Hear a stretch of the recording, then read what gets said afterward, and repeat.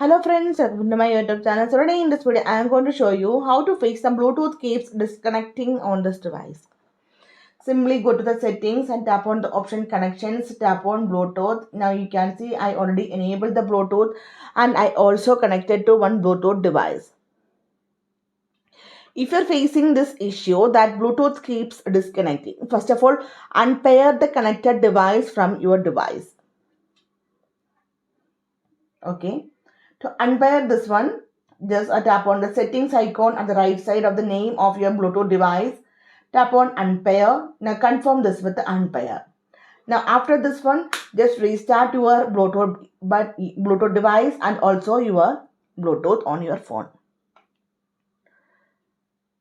So this quick settings can fix to improve the connection stability instantly. So hope you guys enjoy this video. Thank you for watching. Thank you. Bye bye.